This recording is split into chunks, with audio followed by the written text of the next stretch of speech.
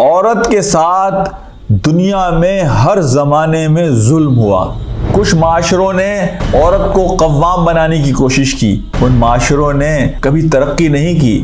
یہ حجاب کرنے والی بچیاں، یہ حجاب کرنے والی خواتین، انہیں پتا ہے کہ ایک دن انہیں اپنے رب کے سامنے اکیلے کھڑے ہونا ہے۔ اعوذ باللہ من الشیطان الرجیم، بسم اللہ الرحمن الرحیم۔ انسان آج خوشی کی تلاش میں نئے نئے تجربات، نئے نئے ایڈونچرز اور نئی نئی چیزیں کرنے کی کوشش کرتا ہے۔ انسان کو پلیجر اور ہیپینس میں فرق کا اندازہ نہیں رہا۔ پلیجر ایک وقتی خوشی، وقتی لذت کا نام ہے، جس پر بعض اوقات نہیں، اکثر اوقات انسان زندگی پر پچھتاتا ہے۔ اصل خوشی وہ ہے کہ جس کا بعد میں سوچ کر بھی آپ کو خوشی کا احساس ہو۔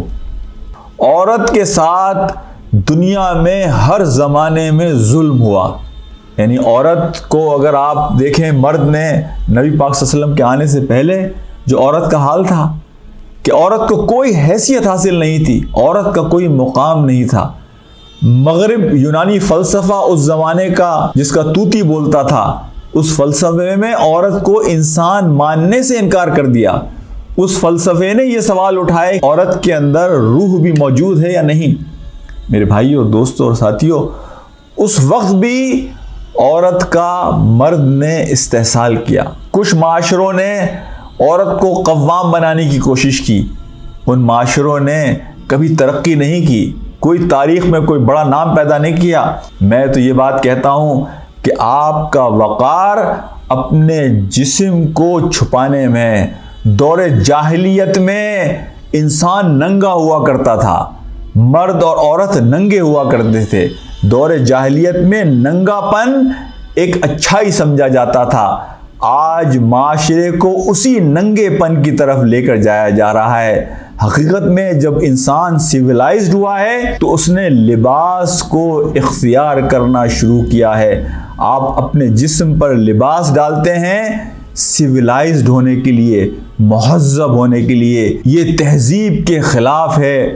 تو ہماری اصل خوشی اس دین پر چلنے میں ہے۔ نبی پاک صلی اللہ علیہ وسلم کی حدیث ہے کہ ہر دین کی کوئی بنیاد ہوتی ہے، اور اسلام کی بنیاد حیا ہے۔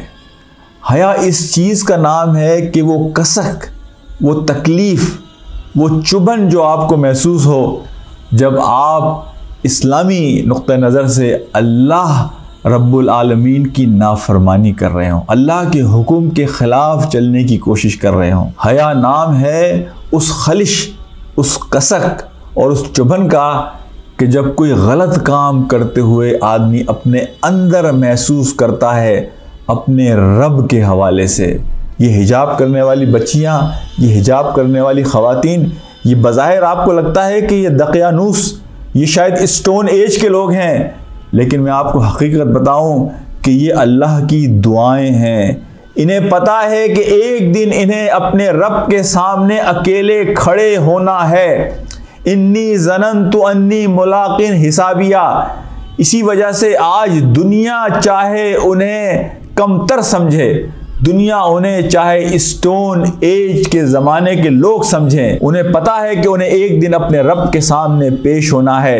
اس احساس ذمہ داری کی وجہ سے آج وہ لوگوں کے طعنے برداشت کرتی ہیں، آج وہ لوگوں کے جملے برداشت کرتی ہیں۔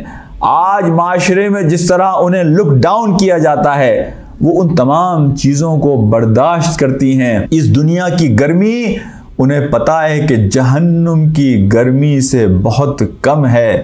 تہذیب یہ ہے کہ ہم اپنی حیا کو قائم رکھ سکیں، اپنی روایات کو، اپنی ویلیوز کو، اپنے کلچر کو قائم رکھ سکیں۔ وآخر دعوانا ان الحمدللہ رب العالمین۔